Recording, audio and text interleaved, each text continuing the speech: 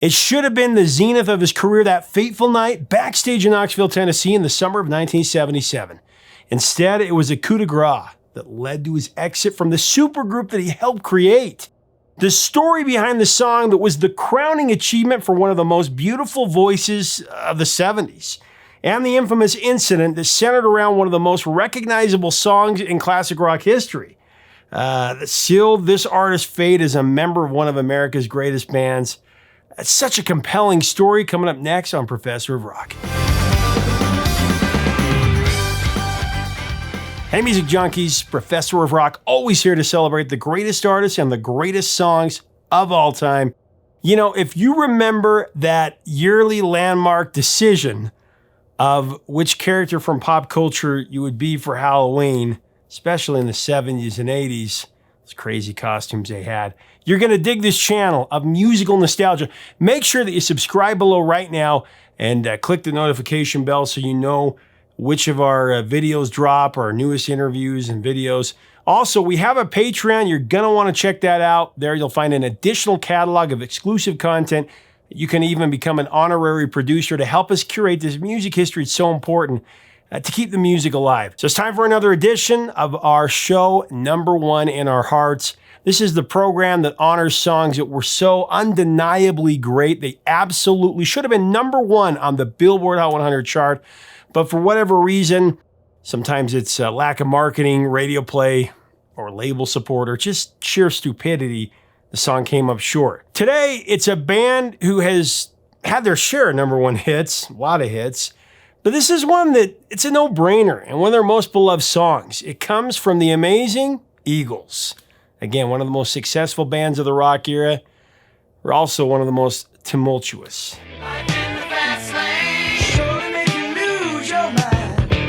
During the group's rise to international superstardom, the clashes between the band members were legendary, especially between the four co-founders of the group, Don Henley, Glenn Frey, Bernie Leadon, and Randy Meisner. Leadon couldn't stomach the constant friction, and he hated the musical evolution of the band away from its country rock roots. His discontent came to a head in 1975 during one of those notorious backstage blowouts when he got into a heated argument with Glenn Frey, and he poured a bottle of beer over Glenn's head. Bernie thought a few months hiatus from the Eagles would smooth things over, but the rest of the band vetoed, and Bernie was gone shortly after pouring that beer over his head. 2 years later, tired from nonstop touring and nonstop fighting, Randy Meisner snapped and had his infamous altercation with Glenn Frey that led to his departure from the Eagles at the end of the Hotel California tour. That happened, it was September of 77. Ironically, the episode unfolded around Meisner's signature song we're going to talk about today, the only Eagles single on which he performed the lead vocal, the number 4 pop smash I'm talking about, Take It to the Limit.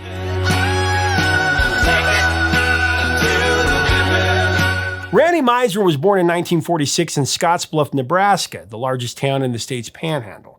Like many of his generation, Randy got the music bug after seeing Elvis Presley perform on The Ed Sullivan Show. So he took up the bass as his chosen instrument because of his fascination with rhythm and blues and the music of Motown. Once he began playing with bands as a teenager, Meisner quit high school and pretty much lived and breathed music. He moved from the Midwest to LA in the mid-60s, and he tried desperately to break his band, called the Soul Survivors, later renamed Poor. The name of the group, it accurately depicted how the band members lived, actually.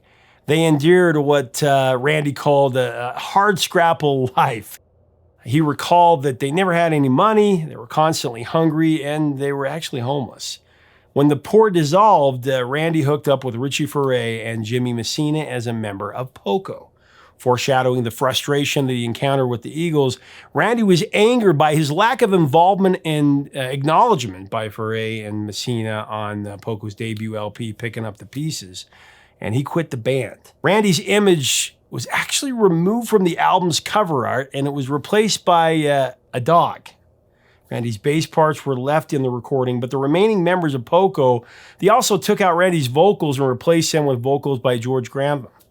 In another twist of irony that would manifest years later, the bass player that succeeded Randy in Poco was none other than Timothy B. Schmidt, who would, of course, later join the Eagles near the end of their breakup and replace Meisner. Very crazy how that worked out. If you keep on coming back for more, and I keep on trying. Randy joined Rick Nelson's Stone Canyon Band for a bit.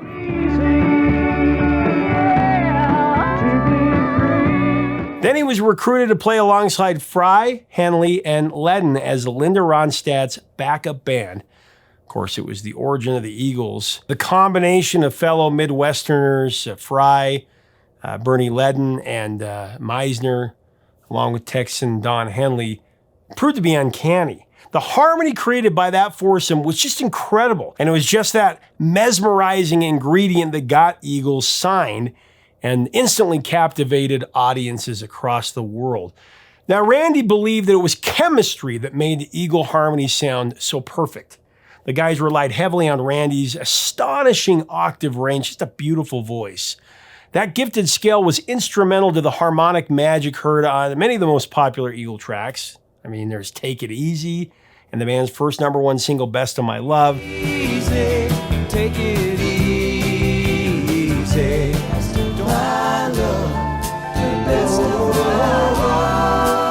But of course, the Eagles song that best showcased the vocal talent of Randy Meisner was Take It to the Limit, no doubt about it.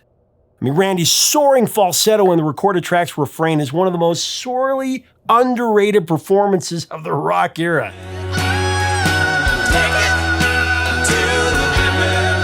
Released as the third single from One of These Nights, the album, Take It to the Limit, it was a great showcase for Randy Meisner as a lyricist. He didn't write during his brief time with Poco. It was the three fellow co-founders of the Eagles that encouraged Randy to write songs. Yet it was always a bit of a struggle for him. Randy was a slow writer, and he'd frequently start songs but never finish them, such as Desperado. He started the song, created the guitar riff for the track, but when he continued to noodle on it with no progress, Don Henley, believing that the song had great potential, took it over and he finished it with Glenn Frey. Now, on the night that he began writing Take It to the Limit, Randy was feeling really lonely, and he was thinking about his troubled marriage to his high school sweetheart, Jennifer. That's where that melancholic first line comes from, actually. The bright lights have faded to blue. The song is undoubtedly autobiographical in spots, about how the narrator, Randy, has always been a dreamer and how he can't seem to settle down from the first verse. You know I've always been a dreamer. Yet in the end, Take It to the Limit addresses the reality of getting older and fighting against the complacency of aging, reaching a point when you feel that you've seen it all and you've done it all. You got to keep on punching ahead. Can't seem to settle down. When there's nothing to believe in, still you're coming back, you're running back, you're coming back for more. You're coming back for more. Just poetry. He really had it when he wrote that one. Now, as we continue to break down this song, I do want to recognize our sponsor, Zenny Eyewear. If you're in the market for a new pair of frames, Zenny is by far the best deal that you can do. You can design your own pair, choose the style, the color, the shape, all kinds of things. Make sure to click right up here to get our best prices available on eyewear. Just click here and it'll come out and it'll take you there. At the end of the evening. So another great Randy Meisner composition is Tryin' Love Again. The last song that he wrote as an Eagle. If you're looking for something else besides the obvious here, it's one that was included as a cut on the Landmark Hotel California album. It's just a beautiful, inspirational song about the healing power of redemptive love. Something worth striving for even in your lowest moments. It's a really great song. It says, right or wrong, what's done is done. It's only moments that you borrow, but the thoughts will linger on of the lady and her song when the sun comes up tomorrow. Her song, when the sun comes up tomorrow. Well, it might take years to see through all these tears. Don't let go. When you find it, you will know.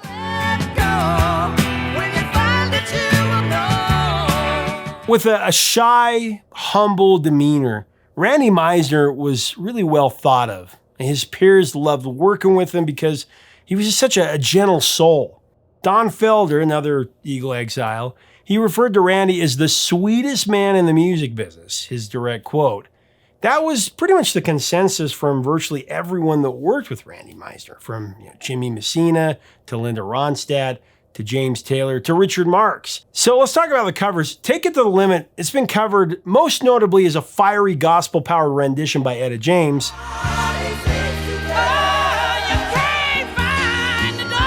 Ex-Traffic guitarist Dave Mason. Take it to the limit one more time. There's Willie Nelson and Waylon Jennings, who teamed up for a very cool version. The highway.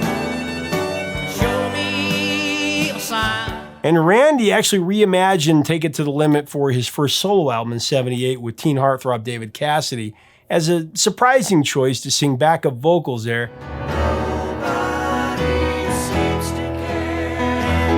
Randy Meisner, he never had aspirations of being a frontman.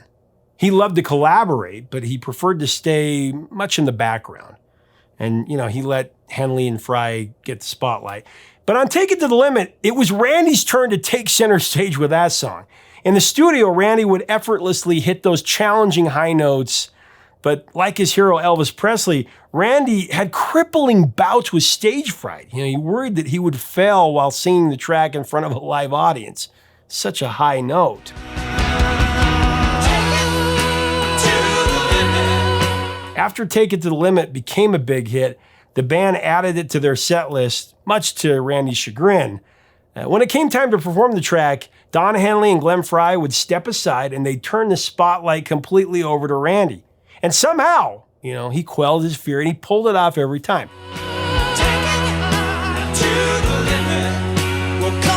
But on a summer in June of '77 in Knoxville, Tennessee, Randy hit the proverbial breaking point. And I suppose Glenn Frey and Don Henley did too. The band left the stage. They went backstage to regroup while the sold-out crowd was on their feet screaming for an encore. So it was decided by Frey and Henley that they would return to the stage with Randy performing Take It to the Limit. But Randy, he refused to go back on stage and sing this song. He was feeling like crap that night. He shared that his ulcer was acting up and he was coming down with some sort of a flu. He flat out told these guys, "I am not singing the song." Now, Henley would later claim in the biography To the Limit, The Untold Story of the Eagles, that the reason Randy wasn't feeling great that particular evening was because, not so much a flu, but he was strung out from partying all night with a couple of girls in a hotel room. When Randy refused to sing this song, Frey came unglued. He got right in Randy's face. He called him a couple of choice words. That angered Randy. So he hauled off and punched Glenn Frey in the face and he knocked him into a wall. I can't make this stuff up. Glenn and Randy went after each other, and when the police flanking the scene tried to intervene, Henley told them, "Stay out of it," and to let them work it out. Now, security eventually grabbed the two men, and when they released Glenn, he dried the sweat from his face, and then he threw the soiled towel in Randy's face. Randy has always maintained that he didn't refuse to sing Take It to the Limit at all. He asserts that what he refused to do was to go back out for a third encore because he was completely exhausted and sick from the flu. He was essentially done for the evening. Now, as we know, there's always two sides to a story, and sometimes, as in this case, there are even more sides to a story. Curiously, the Johnson City, Tennessee Press Chronicle, they printed a review of the concert for the paper that came out the very next day, actually. And the article clearly states that Take It to the Limit was the last song in their regular set. In other words, at the Knoxville show, the song was not an encore. It's also been documented that when Eagles performed Take It to the Limit in '77, it was never an encore number, though it could have been. Such a great song. Regardless of how it really went down, though, after that night, the writing, it was on the wall for Randy Meisner. He would not be an Eagle very much longer. Even before the scrum in Knoxville, Randy Meisner felt isolated by the band.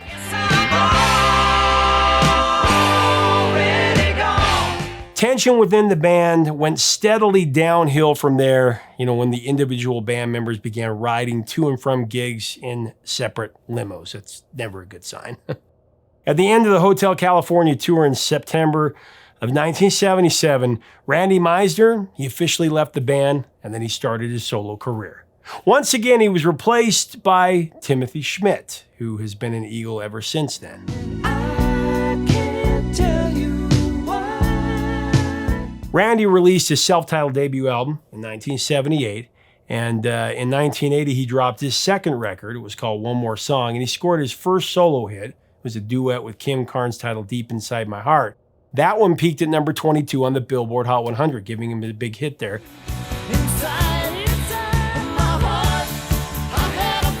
Now, the second single from One More Song was Randy's highest charting solo single, Hearts on Fire. It's a song he co-wrote with Wendy Waldman and Eric Kaz. That one climbed to number 19 on the Billboard Hot 100 and went to number 14 on the U.S. rock chart.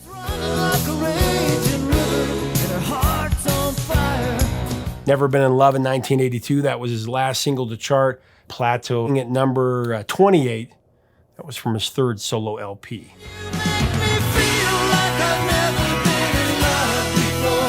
It was a real bummer that Randy wasn't invited to return to the lineup for the Eagles' Hell Freezes Over tour in '94, since it was such an exciting reunion. But Randy did rejoin with his bandmates in 1998 at the induction ceremony for the Rock and Roll Hall of Fame that included all 7 past and present members of Eagles. Timothy B. Schmidt, though, very gracious when he paid tribute to Randy during his acceptance speech. Very classy move, I thought. I'd like to say that I was not in the trenches with this particular band. And so I'd like to thank my predecessor, Randy Meisner, for being there. After his solo records and the Meisner Swan and Rich project in 2001, Randy battled with a variety of physical and mental issues. He had bouts with alcoholism most of his professional life, unfortunately, especially as an Eagle. In March of 2013, Randy lost consciousness in his LA home when a piece of food got stuck in his throat and it cut off his breathing. Randy was rushed to the hospital and actually spent some time in a coma. His condition rendered him unable to participate in the History of the Eagles tour that included the return of Bernie Ledden. Randy tearfully divulged that his former Eagles bandmates paid all of his medical bills related to that choking incident. Very cool. In 2015, Randy was diagnosed with bipolar disease after a bizarre incident where he went on a rant and threatened to shoot himself and everyone around him, even though thankfully he was not in possession of a firearm. However, just 1 year later, in 2016, a shotgun that accidentally discharged killed his second wife, Lana, at their home in Studio City, California. Randy Meisner certainly had his share of misfortunes, but they were part of the peaks and valleys that he experienced on the highway that he wrote about that symbolized the maturation of his life's journey. At the highest elevation was his invaluable contribution to the indelible sound of the Eagles, a sound that evolved into one of the best-selling musical acts of all time. I mean, today, Eagles have sold well over 200 million albums. Over 100 million have been sold in the United States alone.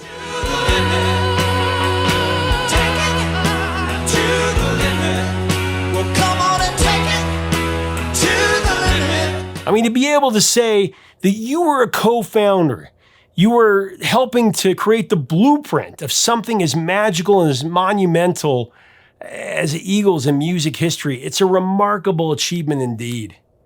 Something incredible to be chiseled into a musician's headstone. Now, Randy Meisner passed away on July 26th due to complications associated with chronic obstructive pulmonary disease, COPD, in LA. He will truly be remembered as a humble man, a pioneer of the country rock sound, first with Poco and then perfected with the Eagles. He hit some notes night after night that every fan in attendance was sitting on pins and needles to experience. As a member of arguably America's greatest band, as he rolled along the road of that magnificent crest, he co-wrote a song that motivates and inspires us on our journey.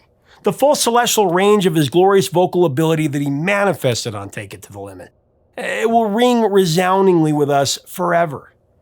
It's like the words, put me on a highway and show me a sign and take it to the limit. one more time. To the limit, one more time.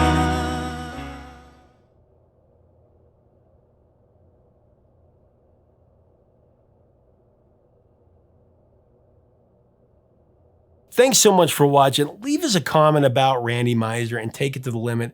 What are your memories of the song? What are your memories of Randy Meisner as a member of the Eagles, a solo career? Let's have a great discussion and tribute about just one of the most beautiful voices of the 70s and a great song that will live forever. Number one in our hearts for sure. Make sure to subscribe below if you like our content. We'd love to have you as part of our community. Until next time, 3 chords and the truth.